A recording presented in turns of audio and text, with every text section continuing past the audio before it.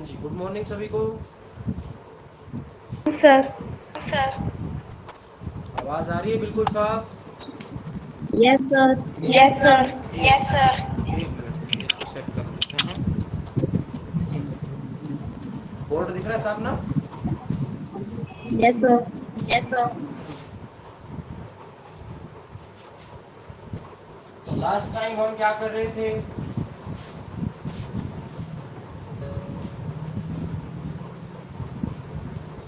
Last time हम क्या कर रहे थे भाई? कौन सा टॉपिक था?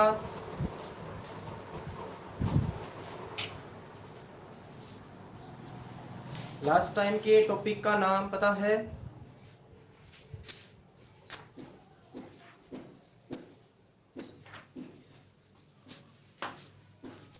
लास्ट टाइम हम कर रहे थे हेवी वाटर। हेवी वाटर, ठीक है। हेवी वाटर, क्या फॉर्मूला है हेवी वाटर का? What is the formula of heavy water? D2O। D2O। D2O, बिल्कुल सही। D2O। हमने हेवी वाटर की फिजिकल प्रॉपर्टीज भी कर ली थी, इंट्रोडक्शन भी कर लिया था, और केमिकल प्रॉपर्टीज जो है वो हम कर रहे थे, है ना। केमिकल प्रॉपर्टीज हम कर रहे थे, उसमें से एक केमिकल प्रॉपर्टी हमने कर ली थी। अब हम दूसरी केमिकल प्रॉपर्टी को देखते हैं, और वो प्रॉपर्टी देख लीजिए, केमिकल प्रॉपर्टीज। ये हम देख रहे हैं, पहली हो चुकी थी। दूसरी देखिए, दूसरी में क्या है? दूसरी प्रॉपर्टी है action with metallic oxide. Action with metallic oxide. मेरा क्वेश्चन है भैया आपसे, मेटालिक ऑक्साइड की नेचर कैसी होती है? मेटालिक ऑक्साइड की नेचर कैसी होती है? एसिडिक और बेसिक, याद है? बताइए शाबाश। Basic sir. Basic sir. Basic होती है, बिल्कुल सही आंसर है। तो आपको याद होगा कि मैंने पानी की जब केमिकल प्रॉपर्टी करवाई थी उसमें भी ये बताया था मैंने, एक्शन विद मेटालिक ऑक्साइड। ठीक है, चलो पहले पानी के साथ रिएक्शन करके देखते हैं, फिर उसमें तो बस H की जगह D लगाना है, सेम हो जाएगी। तो चलो देखो, मेटालिक ऑक्साइड का कोई भी एक एग्जांपल Na2O। ये क्या है? ये है सोडियम ऑक्साइड। क्योंकि ये मेटालिक ऑक्साइड है तो हमें पता है इसकी नेचर बेसिक ही होगी। प्लस में अगर आप इसको पानी में डाल दें तो क्या बनता है? तो बनता है जी NaOH। कितने मोलिक्यूल? 2 मोलिक्यूल। इसका नाम सभी को पता है ना, क्या बोलते हैं इसको? NaOH को क्या नाम इसका? NaOH का sodium sodium hydroxide. Hydroxide. Sodium hydroxide. एक और नाम भी है इसका, कोस्टिक सोडा भी इसी को ही कहा जाता है, याद रखना। कोस्टिक सोडा, या कहीं कास्टिक सोडा भी कहते हैं ना। So this is the caustic soda, NaOH। और जहां पे भी केमिस्ट्री में सोडा नाम आप सुनते हो तो सोडा मतलब वो सोडियम वाला कंपाउंड है, ठीक है। वॉशिंग सोडा, उसमें भी सोडियम। बेकिंग सोडा, उसमें भी सोडियम। ऐसे बहुत सारे हैं, ठीक है। सो दिस इज कॉस्टिक सोडा। अब बात आती है कि ये कैसा होता है। ये तो आपको पता है, ये तो बेस है। ये तो क्या है? बेस। और 10th में ही आपने पढ़ा था, वो बेस जो पानी के अंदर घुल जाते हैं उन बेस को हम बोलते हैं एल्कली। उन बेस को हम बोलते हैं एल्कली, सभी को पता है इस बात का, ठीक है। सो this is the reaction of sodium oxide, यानी एक मेटल ऑक्साइड की रिएक्शन है पानी के साथ, ठीक है। अब हमें इसी रिएक्शन को D2O के साथ करना है, तो बताइए क्या करना होगा? यहाँ पे Na2O प्लस में यहाँ क्या आ जाएगा? क्या आएगा यहाँ पे? D2O। D2O। D2O। D2O। H की जगह पे D लगाना है, सेम रहेगा बाकी। NaOD। अब पूछेंगे इसका नाम क्या? तो इसका नाम जानते हैं, इसको कहा जाता है सोडियम ड्यूटेरोक्साइड। सोडियम ड्यूटेरोक्साइड। सोडियम ड्यूटेरोक्साइड, याद रखना, ठीक है। This is sodium deutero. तो मतलब पानी के साथ अगर आप रिएक्शन कर लेते हो तो बस सेम ही है, H की जगह जस्ट D ही लगाना है, बाकी सारी रिएक्शन सेम है। चलो एक और रिएक्शन करके देखते हैं इसी के अंदर, कैल्शियम का ऑक्साइड CaO। अब कुछ बच्चे ये सोच रहे होंगे कि सर Na2O है लेकिन CaO है, इसके पीछे क्या रीजन है? तो ध्यान से देखिए, एक O पे चार्ज होता है माइनस का 2, तो यहाँ पे भी O है, इस पे भी क्या चार्ज है? माइनस का 2। लेकिन सोडियम एक पे होता है प्लस का 1 चार्ज। तो बैलेंस करने के लिए सोडियम कितने लगेंगे? 2 लगेंगे। अच्छा, यहाँ कैल्शियम 1 पे होता है प्लस का 2 चार्ज, तो इसलिए बैलेंस करने के लिए कुछ लगाने की जरूरत नहीं है। बहुत ही सिंपल भाषा में अगर मैं बताऊं तो ग्रुप 1 के जो मेटल्स हैं उन सभी पे +1 चार्ज होता है, और जो ग्रुप 2 के मेटल्स हैं उन पे +2 चार्ज होता है। जो इस कैल्शियम है ये ग्रुप 2 का है, ठीक है। तो चलो हमें रिएक्शन पे गौर करना है। तो ये CaO है, कैल्शियम ऑक्साइड, कैल्शियम ऑक्साइड। अब क्योंकि ये भी मेटल ऑक्साइड है तो ये भी कैसा है, बेसिक है नेचर में। पहले इसकी रिएक्शन पानी के साथ देखते हैं क्या बनेगा, तो देखते हैं। याद देखिए क्या बनेगा, CaOH2, क्या नाम इसका, क्या नाम है, कैल्शियम हाइड्रोक्साइड। कैल्शियम हाइड्रोक्साइड, बिल्कुल सही। और भी नाम है क्या इसके, क्या इसके और भी नाम है, कॉमन नेम्स है, बिल्कुल है। जैसे बच्चे के स्कूल में नाम होते हैं, घर में भी नाम होते हैं ना, होता ना, बिल्कुल वैसे ही कंपाउंड्स के साइंटिफिक नेम भी होते हैं। साइंटिफिक आपने बता दिया कैल्शियम हाइड्रोक्साइड, इसके घर का नाम क्या है, बता सकता है कोई, एनीवन? Slagged line. हाँ जी बिल्कुल सही, इसको स्लैग लाइम कह सकते हैं, या फिर लाइम वाटर भी कह सकते हैं, स्लैग्ड लाइम या फिर लाइम वाटर भी कह सकते हैं। तो ये तो पानी के साथ रिएक्शन है, हमें किसके साथ करनी है, D2O हेवी वाटर के साथ। तो चलिए करते हैं, CaO प्लस D2O क्या बन जाएगा, क्या बनाना है, CaH की जगह क्या आ जाएगा, D, और यहाँ पे आ जाएगा 2।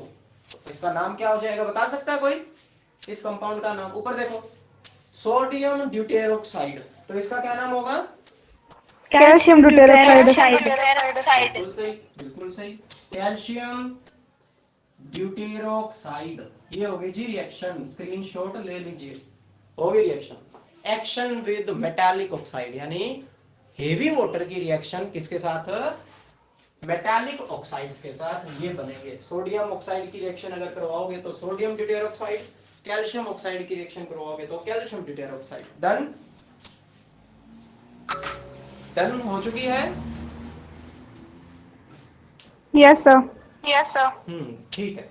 नेक्स्ट रिएक्शन देखिए, थर्ड रिएक्शन हम देखते हैं किसकी, किसके साथ वैसे तो पता है किसके साथ करवानी है, हेवी वाटर के साथ, लेकिन किस चीज की है ये देख लेते हैं। तो चलिए देखते हैं भाई नेक्स्ट रिएक्शन। नेक्स्ट रिएक्शन यानी थर्ड रिएक्शन है action with non metallic oxide, non metallic oxide. तो सीधी सी बात, सीधा सा क्वेश्चन, नॉन मेटल ऑक्साइड की नेचर कैसी होती है, एसिडिक होती है, बिल्कुल सही। तो अगर आप उनको पानी में डालेंगे तो वो हमें क्या देंगे, एसिड देंगे ना। जैसे अभी अपन ने देखा मेटल ऑक्साइड जो है उनको पानी में डाला तो हमें बेस मिला, वैसे ही नॉन मेटल ऑक्साइड को जब आप पानी में डालेंगे तो क्या मिलेंगे, एसिड मिलेंगे। ठीक है, चलो ये रिएक्शन देखते हैं। तो आपने ये रिएक्शन देखी होगी, सबसे पहले नॉन मेटेलिक ऑक्साइड का कोई example, SO3 sulphur trioxide, sulphur trioxide. Sulphur एक नॉन मेटल है, अगर उसके साथ ऑक्सीजन जुड़ जाती है तो ये नॉन मेटल ऑक्साइड हो गया। सो this is sulphur sulphur trioxide, sulphur trioxide. ठीक है, क्योंकि ये नॉन मेटल ऑक्साइड है so it is acidic in nature, ये एसिडिक है नेचर में। पहले पानी के साथ करवा के देखते हैं। तो ये रिएक्शन आपने कर रखी है, H2O के साथ जब आप रिएक्शन करते हैं तो बनता है H2SO4। नाम इसका, नाम इसका sulphuric acid. Sulphuric acid, sulphuric acid. ठीक है, देख लो भाई एसिड है, यही हम पहले कह रहे थे। नॉन मेटल ऑक्साइड की नेचर कैसी होती है, एसिड। क्यों, क्योंकि पानी में डालती है वो एसिड देती है। ठीक है, सो दिस इज सल्फ्यूरिक एसिड। लेकिन हमें SO3 की रिएक्शन करवानी है नॉट H2O, H2O के साथ नहीं, हमें करवानी है D2O के साथ। बताइए क्या बनेगा, प्रोडक्ट बताइए। D2SO4। बिल्कुल सही, D2SO4। नाम, नाम जानते हैं इसका, तो इसका नाम है deutero, deutero sulphuric acid, deutero sulphuric acid. नाम वैसा ही रहेगा, बस आगे ड्यूटेरो लग जाएगा, ड्यूटेरो सल्फ्यूरिक एसिड। क्लियर है ये, क्लियर? Yes sir. और भी खूब सारी रिएक्शंस हैं, आप इसी के साथ और कर सकते हो। देखना SO2 के साथ करवा दो, SO2 plus D2O, SO2 plus D2O क्या बन जाएगा, D2SO3,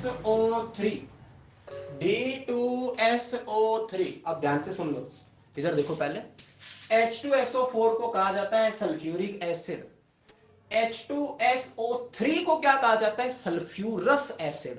दिस इज सल्फ्यूरिक। अगर यहाँ SO3 होता तो सल्फ्यूरस, सेम सोच के देखिए, यहाँ H होता तो H2SO3 क्या होता, सल्फ्यूरस, लेकिन क्योंकि D है तो आगे क्या लग जाएगा, deutero, deuterium sulphurous, sulphurous acid. Screenshot ले लीजिए इसका।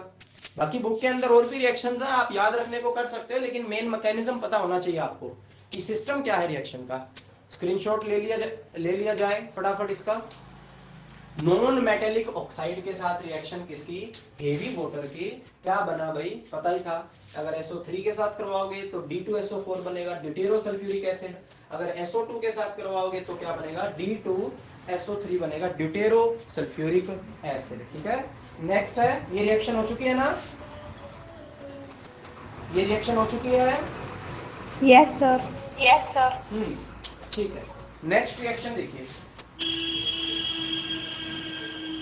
नेक्स्ट रिएक्शन है एक्शन विद कार्बाइड। पहले ना पानी की केमिकल प्रॉपर्टीज पढ़ के आओ। अगर आपके पास कॉपी है तो उसमें निकाल के देखिए, 3-4 पेज पलट के देखिए, उसमें मैंने पानी की केमिकल प्रॉपर्टीज करवाई थी, और उसमें ये जो रिएक्शन अब करवाने वाला हूं ना, ये पहले देख लो उसमें फटाफट।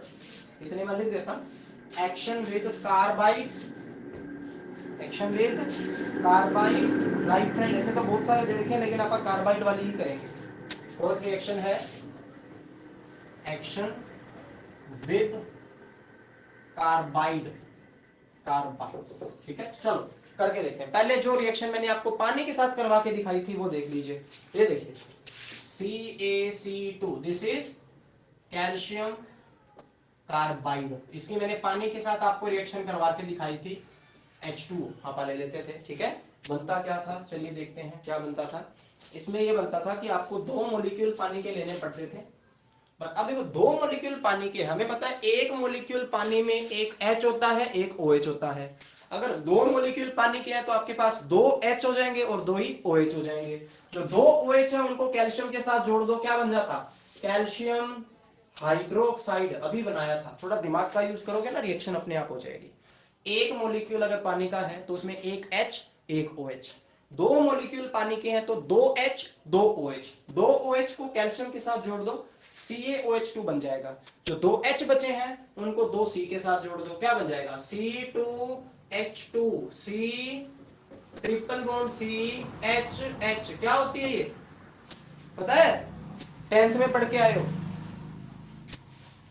क्या नाम इस कंपाउंड का, पता है क्या किसी को, एनीवन? डबल बॉन्ड वाले कंपाउंड को क्या बोलते हैं, सिंगल बॉन्ड वाले एल्केन, डबल बॉन्ड वाले एल्कीन, ट्रिपल बॉन्ड वाले, बताइए बताइए। एल्काइन। एल्काइन, बिल्कुल सही, एल्काइन। ठीक है, तो इनको आप एल्काइन भी कह सकते हो, या इनको एक और नाम भी दिया जाता है, एसेटाइलिन भी कहा जाता है। ठीक है, सो दिस इज एसेटाइलिन। अब ये रिएक्शन मैंने आपको किसके साथ करवा के दिखाई है, कैल्शियम कार्बाइड की रिएक्शन किसके साथ है ये, वाटर के साथ। वाटर के साथ। हमें किसके साथ करनी है, ऊपर क्या लिख रखा है, हेवी वाटर, तो यहाँ बस H D2O। की जगह क्या लगा दो, D। तो फटाफट देखिए, इसी रिएक्शन को इसी रिएक्शन का आप जो है रूपांतरण कर देते हैं, ट्रांसफॉर्म कर देते हैं ना। तो CaC2 प्लस में कितने मॉलिक्यूल पानी के, 2 मॉलिक्यूल हेवी वाटर के, भारी पानी के, और क्या बनेगा, CaOD2 प्लस में C2D2, है ना। बचपन में क्या पढ़ा, ABCD, है ना। अब यहाँ क्या पढ़ रहे हैं, C2D2। क्लियर। सो इसको क्या कहेंगे भाई, ये तो पता आपको, इसको बोलते हैं शायद कैल्शियम ड्यूटेरोक्साइड। अभी अभी नाम लिखा आपने, इसको बोलते हैं कैल्शियम ड्यूटेरोक्साइड। इसको क्या बोलेंगे, देखो इस C2H2 को बोलते हैं एसेटाइलिन। अगर H की जगह D लग गया तो इसको बोलेंगे ड्यूटेरो एसेटाइलिन, ड्यूटेरो एसिटाइलिन, ठीक है, ये इसका नेम हो जाएगा। तो रिएक्शन तो सिंपल है ना, सिंपल है रिएक्शन, कोई दिक्कत इसमें? No sir. हाँ सर, बिल्कुल ही आसान सी रिएक्शन है, देख लीजिए। पानी के साथ रिएक्शन जो करवाई उसी में बस चेंज करना है, एच की जगह डी लगा देना। तो जहां जहां एच दिख रहा है वहां वहां डी लगा दीजिए और कुछ नहीं करना, ठीक है। एक और रिएक्शन है जो इसी के अंडर आती है, वो देख लेते हैं फटाफट। वो भी एक कार्बाइड है, ये देखिए Al4C3। कौन सा कार्बाइड होगा भैया? एल्यूमिनियम कार्बाइड है। कौन सा कार्बाइड है ये? एल्यूमिनियम कार्बाइड, ठीक है। इसकी रिएक्शन पहले पानी के साथ करके देखते हैं, फिर आप हेवी वाटर के साथ अपने आप कर लोगे। तो चलो पानी के साथ रिएक्शन देखिए, 2 मॉलिक्यूल लेने आपको H2O के, क्या बनेगा देखते हैं क्या बनता है। अच्छा ठीक है, इसमें बनेगा एल्यूमिनियम OH और यहां लग जाएगा 3। अब कुछ एक चीजें हैं जो आपको जान लेनी चाहिए। एक OH पे माइनस चार्ज होता है, एक OH पे माइनस चार्ज होता है। तो Na के साथ कितने OH लगते हैं? 1। कैल्शियम के साथ कितने OH लगते हैं? 2। एल्यूमिनियम के साथ कितने OH लगते हैं? 3। रीजन, इनके ऊपर अलग अलग पॉजिटिव चार्ज का होना। Na पर 1 प्लस होता है तो 1 ही OH लगता है, कैल्शियम पर प्लस 2 चार्ज होता है तो 2 OH लगते हैं, एल्यूमिनियम पे प्लस 3 चार्ज होता है तो OH 3 लगते हैं, ठीक है। तो this is the aluminium hydroxide, ठीक है। कितने मॉलिक्यूल बनेंगे इसके? 4, क्योंकि इधर देखो एल्यूमिनियम 4 है तो यहाँ पे भी 4 लिखना पड़ेगा।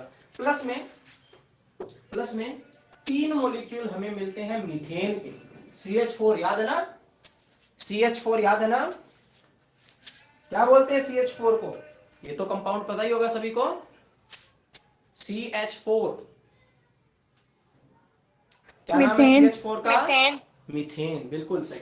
अब ये रिएक्शन मैंने आपको पानी के साथ करवाई है, क्या आप इसी रिएक्शन को हेवी वाटर के साथ करवा सकते हो क्या? क्या इस रिएक्शन को हेवी वाटर के साथ करवाया जा सकता है? हाँ जी बताइए, शाबाश। क्या क्या इस रिएक्शन को हेवी वाटर के साथ करवाया जा सकता है? बताइए बताइए। और अगर करवाया जा सकता है तो क्या करना होगा बताइए, शाबाश। चलो मैं पूछ लेता हूं, जानवी बताएगी, जानवी। जानवी अपना माइक्रोफोन ऑन करके बताइए भाई, अगर आवाज आ रही है आप तक। एक मिनट। हाँ जी, जानवी अपना माइक्रोफोन ऑन करके बताइए, अगर आपको ये रिएक्शन दी जाए और कहा जाए हेवी वाटर के साथ, ये मैंने पानी के साथ करवा दी है, हेवी वाटर के साथ आप रिएक्शन बताइए। सर कर सकते हैं। सर कर सकते हैं। हाँ H2O जी, की कैसे जगह क्या? H2O। ठीक है, ठीक है, तो सिर्फ यही चेंज करना है और कहीं चेंज नहीं करना। सर उधर रिएक्शन में सर भी उधर OH की रिएक्शन में भी जगह OH की जगह ठीक है, ठीक है, बिल्कुल सही। चलो देखते हैं भाई, ये है पानी के साथ, हमें करनी है हेवी वाटर के साथ। तो सेम Al4C3 प्लस 2 मॉलिक्यूल किसके? D2O के। तो यहां ले लेंगे D2O, आगे क्या बनेगा? 4AlOD3 प्लस में 3CD4। सही है, सही है ना। H की जगह क्या आ जाएगा? D आ जाएगा, बस। Clear? Yes sir. Yes sir. हाँ जी, स्क्रीनशॉट ले लीजिए इसका, इस रिएक्शन का स्क्रीनशॉट ले लीजिए। ये सिर्फ समझाने के लिए करवाई जा रही है, बुक के अंदर कोई टेक्निक नहीं है ऐसी, ठीक है। आपको सिर्फ समझाने के लिए ये करवाई जा रही है, स्क्रीनशॉट ले लीजिए। नेक्स्ट रिएक्शन, नेक्स्ट रिएक्शन हो चुका है। अब जब आप अपना होमवर्क कंप्लीट कर लो ना तो इन स्क्रीनशॉट्स को डिलीट कर दिया करो, लेकिन ये आपको करवाता हूं इसलिए, वैसे तो रिकॉर्डेड लेक्चर भी होता है, अगर स्क्रीनशॉट फिर वो पूरा लेक्चर देखना पड़ेगा ना, तो अगर स्क्रीनशॉट हो तो अपना होमवर्क थोड़ा इजीली हो जाएगा। अच्छा, नेक्स्ट रिएक्शन है इलेक्ट्रोलाइसिस। इलेक्ट्रोलाइसिस, कोई बताएगा मीनिंग क्या होता है इलेक्ट्रोलाइसिस का? कोई भी? इलेक्ट्रोलाइसिस का मीनिंग क्या होता है? इलेक्ट्रिसिटी की मदद से किसी इलेक्ट्रिसिटी की चीज को मदद से तोड़ना। किसी चीज को तोड़ना। बिल्कुल सही। किसने आंसर दिया ये? सर रचना। किसने आंसर दिया? रचना ने बिल्कुल सही आंसर दिया इलेक्ट्रोलिसिस का। इलेक्ट्रोलिसिस का मतलब इलेक्ट्रिसिटी की हेल्प से किसी चीज को ब्रेक करना। तो रचना आपको याद होगा, पानी की रिएक्शन मैंने करवाई थी, यही वाली। पानी को इलेक्ट्रिसिटी से तोड़ सकते हैं, हम तोड़ सकते हैं ना? Yes sir. Yes sir. क्या वो रिएक्शन आपको याद है? H2O को अगर आप इलेक्ट्रिसिटी की हेल्प से तोड़ें तो क्या क्या बनता है, बता सकते हो आप?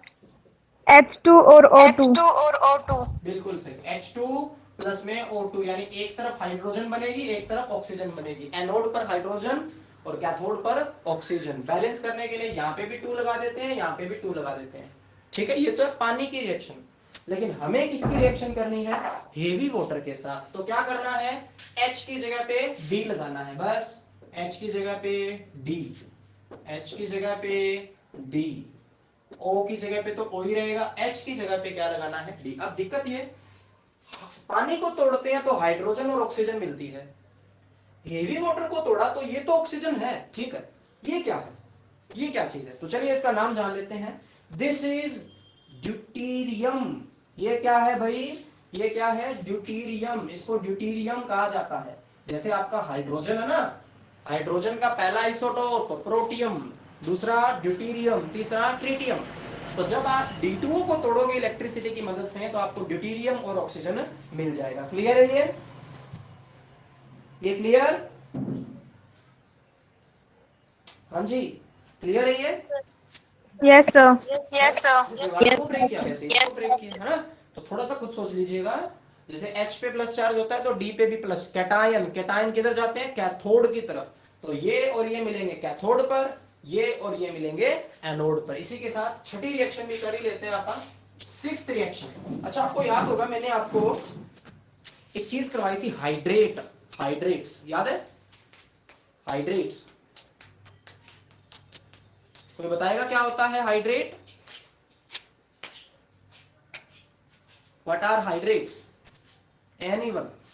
किसी पे भी कोई पाबंदी नहीं है, कोई भी बता सकता है। बताइए, शाबाश, कोई बताएगा क्या? चलो मैं बता देता हूं। पानी जो है वो मेटल साल्ट्स के साथ बहुत सारे कंपाउंड बनाता है, मेटल साल्ट्स के साथ बहुत सारे कंपाउंड बनाता है। उन्हीं कंपाउंड को हम हाइड्रेट बोलते हैं, ठीक है, हाइड्रेट्स। अब बात है कि हेवी वाटर क्या बनाएगा, तो हेवी वाटर जो है वो भी बहुत सारे मेटल साल्ट्स के साथ कंपाउंड बनाता है। उन कंपाउंड्स को बोला जाता है ड्यूटेरेट्स।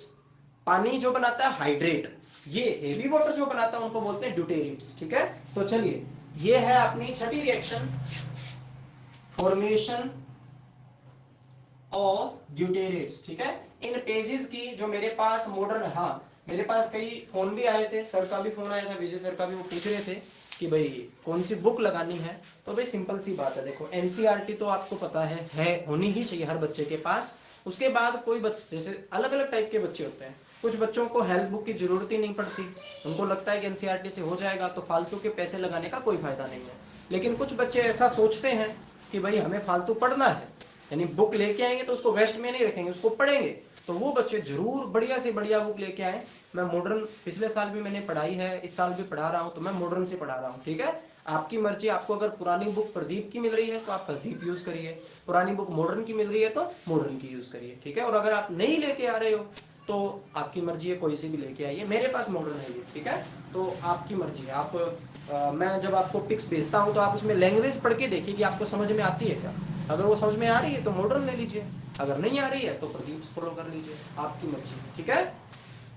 बुक की बात क्लियर, क्लियर ना?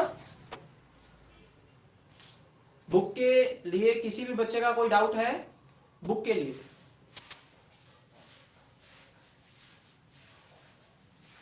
हाँ जी, किसी बच्चे ने बुक के बारे में कुछ भी पूछना है कि कौन सी लेके आए, क्या ना क्या नहीं?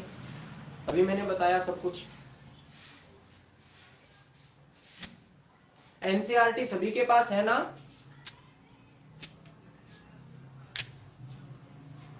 जिसके पास है वो रिप्लाई करिए फटाफट, पता चल जाएगा।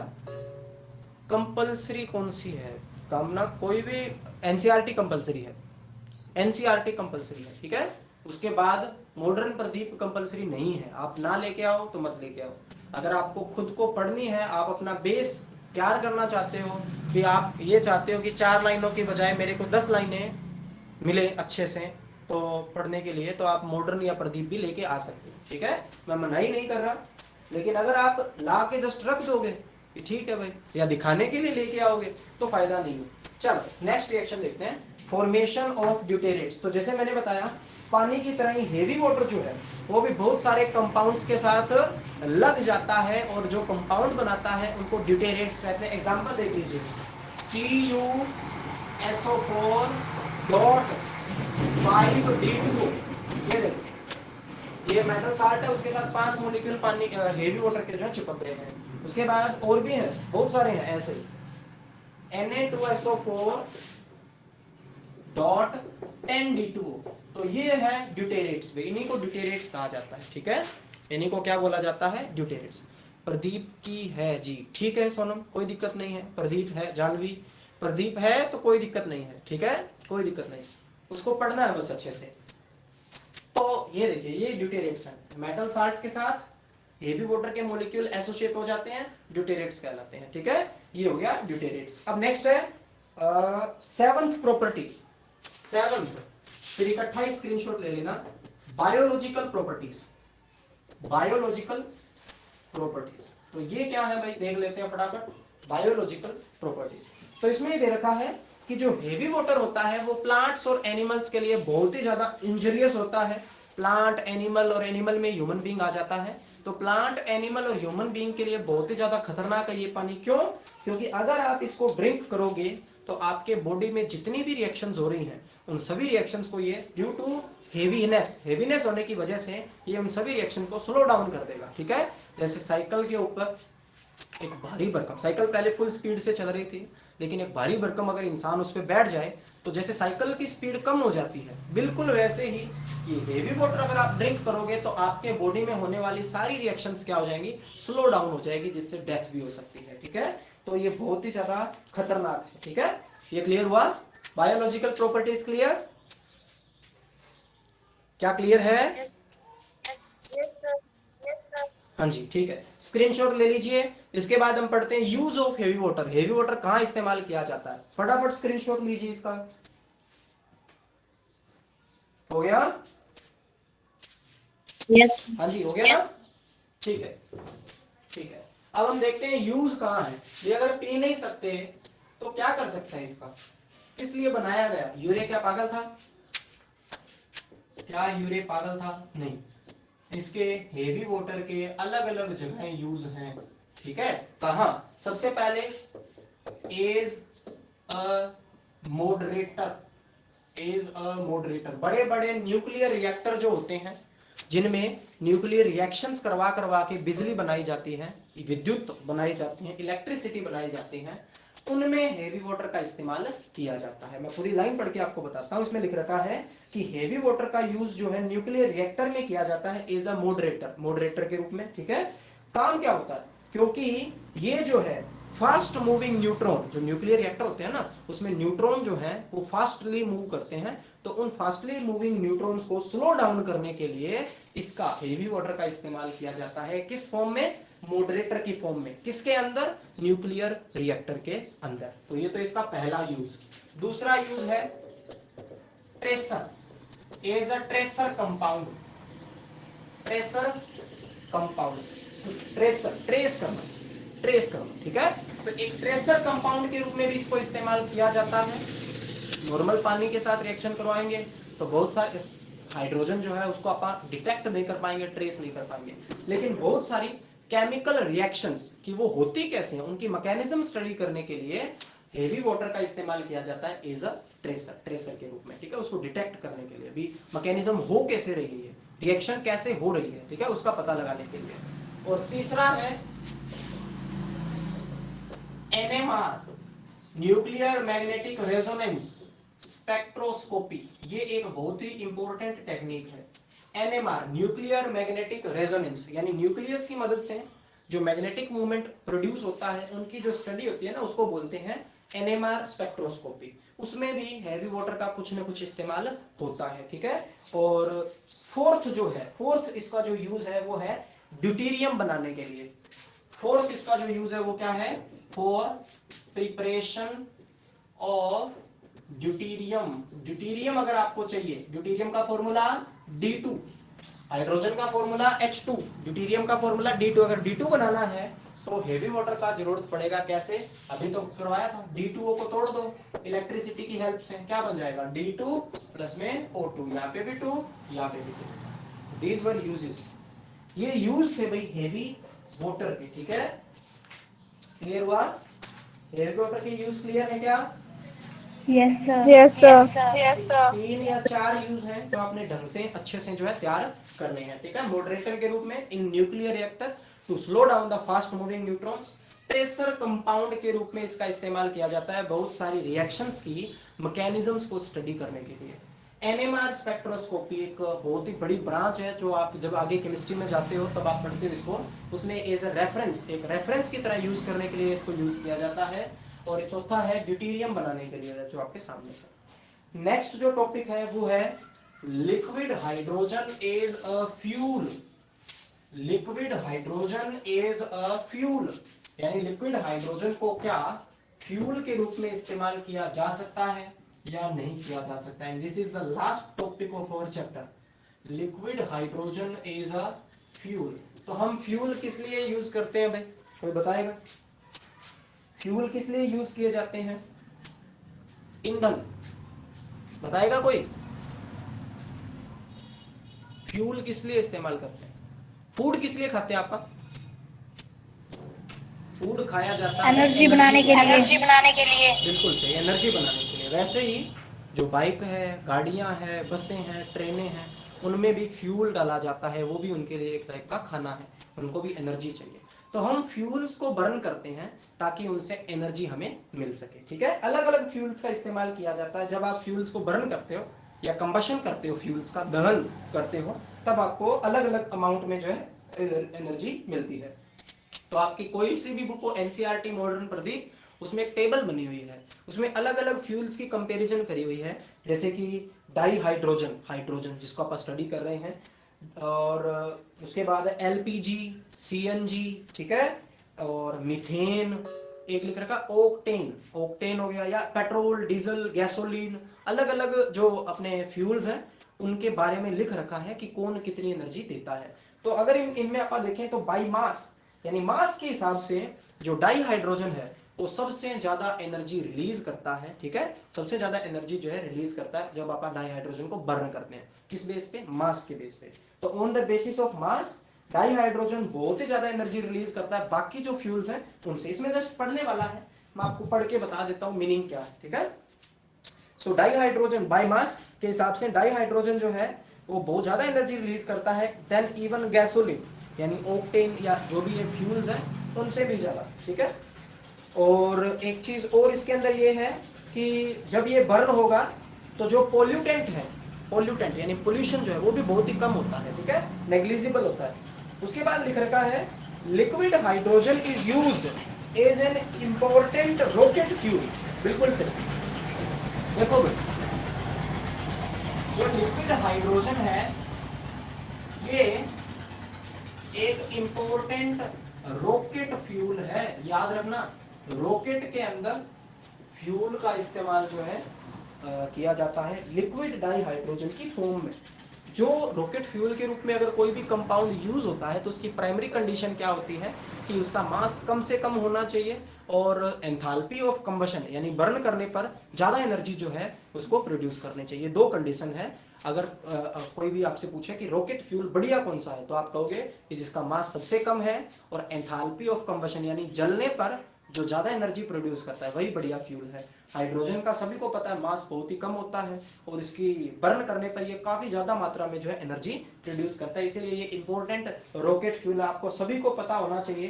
पहला एस्ट्रोनॉट जो मून पे गया था, कौन गया था भाई? पहला एस्ट्रोनॉट कौन था जो मून पे गया था? अरे कोई गया था क्या?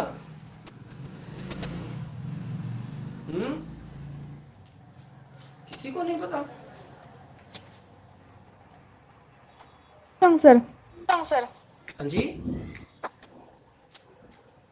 क्या सर आवाज नहीं आ रही यार क्लियर। Neil Armstrong sir. हाँ जी बिल्कुल सही, नील आर्मस्ट्रॉन्ग। दूसरा जो उसका साथी था उसका नाम था शायद एल्ड्रीन, एल्ड्रीन करके था, जो भी था। तो चलो वो दोनों जो एस्ट्रोनॉट थे वो एक स्पेस क्राफ्ट में बैठे थे, स्पेस क्राफ्ट। और स्पेस क्राफ्ट जो होता है वो एक टाइप का प्लेन होता है, और उसके पीछे जो है रॉकेट लगाई जाती है ताकि वो फुल स्पीड से उस क्राफ्ट को जो है लेके जाए, ठीक है। एरोप्लेन से नहीं जाते वहां पे स्पेस के अंदर, ठीक है। एक स्पेस क्राफ्ट होता है, वो रॉकेट के साथ जुड़ता है और रॉकेट जो है उस स्पेस क्राफ्ट को जो है वहां पे लेके जाता है। तो कौन सी रॉकेट का इस्तेमाल किया गया था जब वो गए थे वहां पे? Saturn V, Saturn V. ये तो रॉकेट थी, ये तो क्या थी? रॉकेट थी। और उनका जो स्पेस क्राफ्ट था या शायद वो मिशन जो था उसको बोला गया था अपोलो। अपोलो शायद स्पेस क्राफ्ट का नाम था, स्पेस क्राफ्ट जो था वो अपोलो था, ठीक है। तो फ्यूल किस में भरा जाएगा? फ्यूल भरा जाएगा रॉकेट में, ठीक है। तो इस रॉकेट में सैटर्न वी में जो फ्यूल भरा गया था वो लिक्विड हाइड्रोजन ही भरा गया था, ठीक है। इसलिए इसका इंपॉर्टेंस और भी ज्यादा बढ़ जाता है, ठीक है। शुरू से ही as a rocket fuel dihydrogen का जो यूज है वो किया जा रहा है। अब बात ये है भाई, बात ये है कि कोई भी चीज हो उसके फायदे भी हैं, उसके नुकसान भी है। तो liquid hydrogen as a fuel topic में मेन जो फोकस आपका रहेगा वो रहेगा लिक्विड हाइड्रोजन के एडवांटेज एंड डिसएडवांटेज पे। तो सबसे पहले आप चेक करते हैं इसके एडवांटेज क्या है, यानी कि फायदे क्या है, ठीक है। और उसके बाद देखेंगे इसके नुकसान क्या है। तो चलो देखते हैं एडवांटेज। एडवांटेज में देखिए क्या लिख रखा है, इसमें लिख रखा है कि ये बहुत ही ज्यादा एनर्जी रिलीज करता है per unit weight of the fuel. वही बात, मास के हिसाब से या वेट के हिसाब से ये बहुत ही ज्यादा मात्रा में जो है एनर्जी रिलीज करता है जब आप इसको बर्न करते हैं। एक चीज और, कोई भी चीज किसकी प्रेजेंस में बर्न करती है या कंबशन करती है, कोई बता सकता है? कोई भी चीज बर्न करती है तो किसकी प्रेजेंस में करती है? ऑक्सीजन। ऑक्सीजन। ऑक्सीजन। बिल्कुल सही आंसर, बिल्कुल सही आंसर। अगर हाइड्रोजन बर्न करेगी तो वो भी किसकी प्रेजेंस में करेगी? ऑक्सीजन की प्रेजेंस में, है ना। अच्छा, बनेगा क्या? बनेगा क्या? क्या बनेगा भाई? H2O। हाइड्रोजन को अपन बर्न कर रहे H2O। हैं, H2O। बिल्कुल सही, हाइड्रोजन को बर्न कर रहे हैं ऑक्सीजन की प्रेजेंस में, तो क्या बनेगा? H2O। बैलेंस करने के लिए यहाँ पे भी 2 लगा देंगे, यहाँ पे भी 2 लगा देंगे। अब बात ये है कि बाकी जो अपने फ्यूल है ना उनको जब बर्न करते हैं तो बहुत ही खतरनाक गैसें बनती है। किसी में CO2 बनती है, किसी में SO2 बनती है और वो बहुत ही ज्यादा पोल्यूशन कोज करती है। लेकिन जब आप इसको बर्न करते हो, हाइड्रोजन को बर्न करते हो, तो बर्न करने के बाद या कंबशन के बाद सिर्फ एक ही प्रोडक्ट मिलता है, दैट इज H2 यानी पानी। और पानी जो है वो कोई पोल्यूशन कोज नहीं करता है। तीसरा एडवांटेज है इसका कि हाँ वही बात कि जब आप इसको बर्न करते हैं हाइड्रोजन को तो कोई पोल्यूटेंट गैसेस जैसे कि CO2, SO2, NO2 ये रिलीज नहीं होती। चौथा इसका एडवांटेज है कि जो इंजिन्स अभी चल रहे हैं कार में, गाड़ियों में वगैरह में, उनको बोला जाता है इंटरनल कंबशन इंजन। जिन इंजन के अंदर ही फ्यूल का दहन होता है उनको बोला जाता है इंटरनल कंबशन इंजन। तो उनको है ना थोड़ा सा मॉडिफाई किया जा सकता है। जो अभी चल रहे हैं उनको थोड़ा सा मॉडिफाई करके जो है हम हाइड्रोजन के लिए उनको जो है मॉडिफाई कर सकते हैं। यानी अब जो इंजन पेट्रोल डीजल पे चल रहा है उसी को हम हाइड्रोजन पे चला सकते हैं। ऐसा नहीं है कि नई गाड़ियां बनानी पड़ेंगी, ठीक है। और पांचवा इसका एडवांटेज है कि जो फ्यूल सेल्स हैं, फ्यूल सेल्स ये क्या है भाई? ये ऐसी सेल्स हैं जिनसे इलेक्ट्रिसिटी बनाई जा सकती है। तो उन फ्यूल सेल्स में फ्यूल के रूप में हाइड्रोजन का इस्तेमाल किया जाता है। यानी इधर से हाइड्रोजन डालेंगे, इधर से हमें क्या मिलेगी? इलेक्ट्रिसिटी मिलेगी। इधर से हाइड्रोजन, इधर से क्या? Electricity. It is a fuel cell. Fuel से आपको जो है इलेक्ट्रिसिटी मिलेगी और बहुत ही ज्यादा मात्रा में आप इलेक्ट्रिक पावर जो है उसका इस्तेमाल कर सकते हैं। अब बात क्या है कि हाइड्रोजन को फ्यूल के रूप में इस्तेमाल कर सकते हैं तो कर लो, दिक्कत क्या? दिक्कत यह है कि हाइड्रोजन बहुत ज्यादा मात्रा में प्रेजेंट है हमारे एटमॉस्फेयर में। एटमॉस्फेयर में तो नहीं है लेकिन पानी के अंदर वो बहुत ज्यादा मात्रा में है। जहां पानी वहां हाइड्रोजन, सभी को पता है। H2O में देखो ये हाइड्रोजन के 2 एटम है, ऑक्सीजन का 1 एटम है। तो कहते हैं कि अगर इतने ज्यादा हाइड्रोजन है तो भाई उसको निकाल लो पानी से। पानी से तो निकाल सकते हैं, हमने पढ़ रखा है, हमने पढ़ रखा है। क्या क्या क्या मेथड है हाइड्रोजन को निकालने का? पानी से हाइड्रोजन को निकालने का मेथड क्या है? कैसे निकाल सकते हैं? कोई आंसर?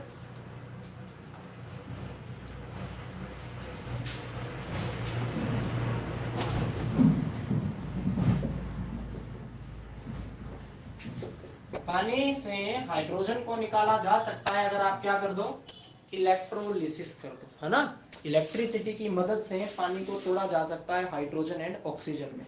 अब बात ये है कि भाई ये जो रिएक्शन है ना, ये हाईली एंडोथर्मिक है। हाईली एंडोथर्मिक, एंडोथर्मिक का मतलब इसको एनर्जी देनी पड़ेगी, और वो भी थोड़ी बहुत भी नहीं, बहुत सारी, 285 किलो जूल एनर्जी। कहने का मतलब हाइड्रोजन बहुत सारी है, हाइड्रोजन की दिक्कत नहीं है। जहां पानी है, ओशंस में भरपूर पानी प्रेजेंट है, हमें पीना थोड़ी, हमें तो हाइड्रोजन निकालना है। तो बहुत ज्यादा पानी है, उससे हाइड्रोजन निकाली जा भी सकती है, लेकिन इस प्रोसेस को करने के लिए बहुत ही ज्यादा मात्रा में एनर्जी देनी पड़ती है, ठीक है। और वो बहुत ही ज्यादा महंगा साबित हो सकता है इकोनॉमिकली। सोच के देखिए, 1 मोल पानी का अगर आप तोड़ोगे तो इतनी ज्यादा एनर्जी देनी पड़ेगी, तो सोचिए अपने को तो एनर्जी काफी महंगी पड़ेगी। तो इसीलिए कह रहा है कि इस काम के लिए बहुत ज्यादा मात्रा में इलेक्ट्रिसिटी की जरूरत पड़ेगी, इसलिए बहुत ही एक्सपेंसिव मेथड है। इसको वहां अपनाया जा सकता है जहां बिजली चीप है, यानी कि सस्ती है, लेकिन सस्ती कहीं पे भी नहीं है, कहीं पे भी चले जाओ, ठीक है। तो कहने को कह सकते हैं। उसके बाद आते हैं जी डिसएडवांटेज। एडवांटेज में किसी को कोई प्रॉब्लम, नो सर। एडवांटेज में किसी को भी कोई प्रॉब्लम नहीं। चलो डिसएडवांटेज देखते हैं, दिक्कत क्या है, क्या प्रॉब्लम। डिसएडवांटेज, डिसएडवांटेज में सबसे पहला जो डिसएडवांटेज है वो ये है कि हाइड्रोजन एक हाईली कंबस्टिबल गैस है। जो ट्रक वगैरह होते हैं, पेट्रोल डीजल के जो टैंकर जाते हैं, उनके पीछे लिखा होता है हाईली कंबस्टिबल, ठीक है, अति ज्वलनशील, यानी बहुत ही तेजी से जलने वाले सब्सटेंस जो है उनको कहते हैं हाईली कंबस्टिबल। तो हाइड्रोजन जो है वो एक हाईली कंबस्टिबल गैस है, और इसको सेफली हैंडल करना बहुत ही ज्यादा जरूरी होता है, ठीक है, क्योंकि ये बहुत ही ज्यादा कंबस्टिबल होती है, और ये एक्सप्लोजन के साथ बर्न करते हैं, यानी विस्फोट के साथ बर्न करते हैं। सोडियम का छोटा सा टुकड़ा पानी में डाल के देख लो, ऐसे विस्फोट होगा, ठीक है। तो विस्फोट के साथ ये जो है गैस जो है जलती है, क्योंकि एनर्जी इतनी ज्यादा निकलती है इसके साथ, इसलिए और कोई बात नहीं। तो इसलिए हाईली कंबस्टिबल होने की वजह से इसको बहुत ही सेफली जो है हैंडल करना बहुत ही ज्यादा जरूरी है। दूसरा, इस हाइड्रोजन को इजीली स्टोर करना और ट्रांसपोर्ट करना, इजीली स्टोर करना और ट्रांसपोर्ट करना बहुत ही ज्यादा मुश्किल है, इजीली स्टोर कर ही नहीं सकते हैं, बहुत ही ज्यादा मुश्किल है इसको स्टोर करना और इसको ट्रांसपोर्ट करना, ठीक है। और एक जगह से दूसरी जगह ले जाना भी इसको बहुत ही ज्यादा मुश्किल है, क्योंकि इसका जो वेट है वो बाकी जो फ्यूल्स हैं उनसे बहुत ही ज्यादा है, ठीक है। और इसमें लिख रखा है, हाँ एक चीज और, डाई हाइड्रोजन को लिक्विफाई अगर आप करना चाहते हो तो इसको लिक्विफाई, ये गैस लिक्विफाई होगी 20 केल्विन पे। ये जो गैस है ये लिक्विफाई होगी किस पे, 20 केल्विन जो टेम्परेचर है उसके ऊपर लिक्विफाई होगी। तो 20 केल्विन तो बहुत ही ज्यादा कम हो जाएगा, इसको सेंटीग्रेड में कन्वर्ट करके देख लेना, बहुत ही ज्यादा कम हो जाएगा। ये उस टेम्परेचर पे लिक्विफाई होती है, तो इसलिए इसको स्टोर करने के लिए, बंद करने के लिए हाईली इंसुलेटेड टैंक बनाने पड़ेंगे, और उनसे भी पता नहीं काम चलेगा या नहीं चलेगा। सो दूसरी प्रॉब्लम क्या बताई मैंने, कि इसको इजीली ट्रांसपोर्ट करना और स्टोर करना बहुत ही ज्यादा मुश्किल है, ठीक है। बाकी फ्यूल से एक जगह से दूसरी जगह ले जाने में भी बहुत ज्यादा मुश्किल आती है, और इसको लिक्विफाई इस टेम्परेचर पे कर सकते हैं। इस टेम्परेचर पे अगर आप लिक्विफाई करोगे तो इसको इसी टेम्परेचर पे रखना, और इसी टेम्परेचर पे रखने के लिए आपको हाईली इंसुलेटेड टैंक्स जो है उनकी जरूरत पड़ती है। और तीसरी सबसे बड़ी दिक्कत ये कि भाई ये बहुत ही ज्यादा एक्सपेंसिव फ्यूल है, बहुत ही ज्यादा महंगा ईंधन है। रीजन इसके पीछे क्या है, क्योंकि इसकी जो कॉस्ट ऑफ प्रोडक्शन है, यानी इसको बनाने की जो कॉस्ट है वो बहुत ही ज्यादा हाई है, ठीक है। तो ये थे भाई एडवांटेज एंड डिसएडवांटेज। उसके बाद एक छोटी सी बात लिखी हुई है अपनी एनसीईआरटी में, वो भी देख लेते हैं, वो है हाइड्रोजन इकोनॉमी, इसी के अंदर आएगी हाइड्रोजन इकोनॉमी। उसकी 2 लाइनें हैं, वो एनसीईआरटी में लिखी हुई है हाइड्रोजन इकोनॉमी की, ठीक है। तो मैं पहले यहीं पे लिख देता हूं, basic principle of hydrogen economy, basic principle of hydrogen economy, basic principle of hydrogen economy is transportation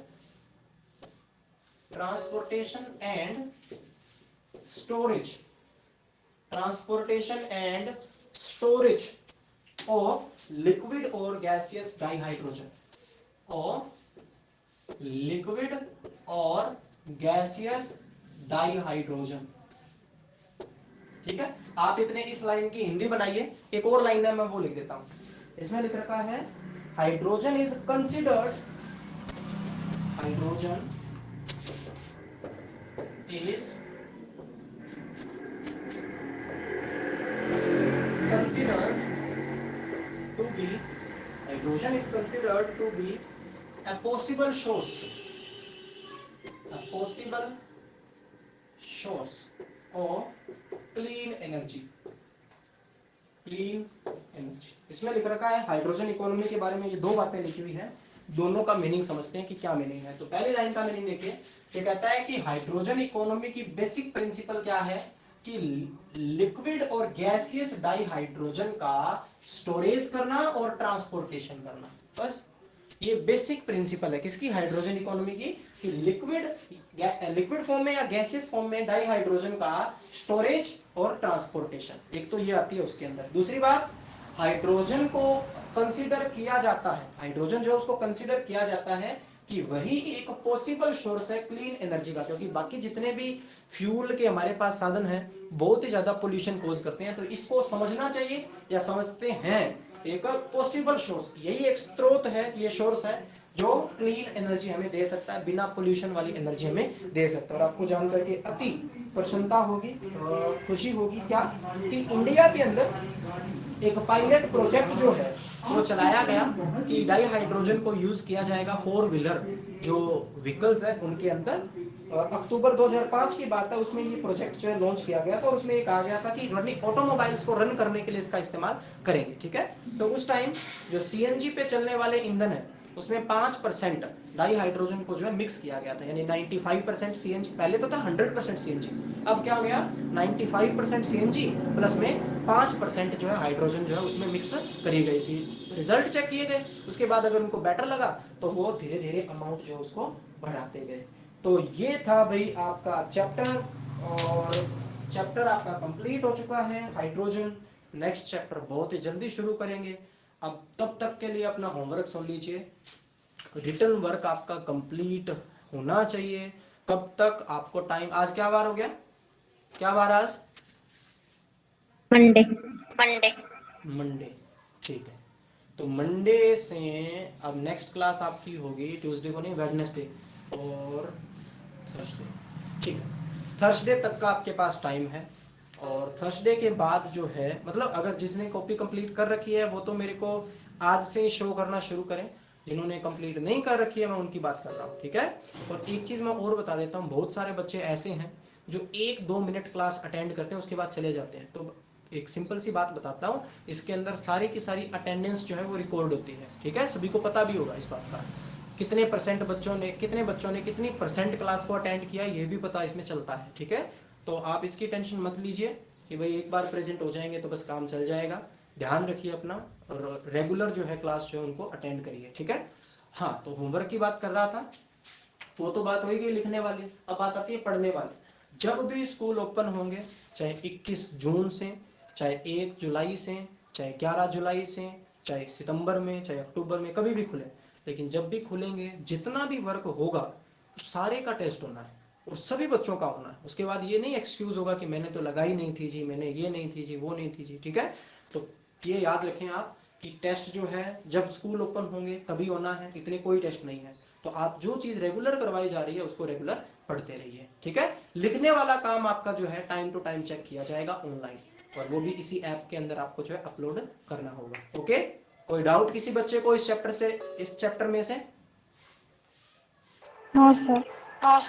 नहीं, ठीक है। चल, कोई और भी डाउट हो तो आप पूछ सकते हो व्हाट्सएप पे, या पर्सनल कॉल करके भी पूछ सकते हो। किसी टॉपिक में डाउट हो, अच्छे से पढ़ते रहिए, ठीक है। और बस क्लास जो है रेगुलर अटेंड करते रहिए, okay okay. Thank you, thank you. Class and कर रहा हूं मैं, अगर किसी को कोई डाउट वगैरह हो तो वो पूछ सकता है बाद में, ठीक है। Thank you.